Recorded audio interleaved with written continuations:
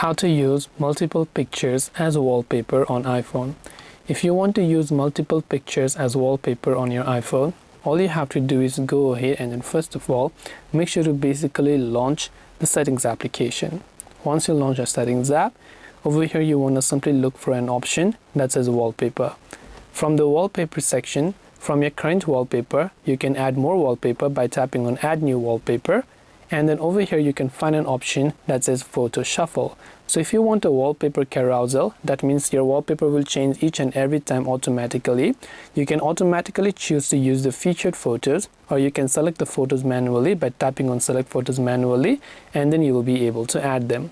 And this way you'll be able to go ahead and then basically add multiple profile pictures or pictures as wallpaper on iPhone. I hope that this video was helpful. If you have got any more questions, feel free to also leave them down below. Thank you for watching till the very end of this tutorial, and as always, see you soon in the next video.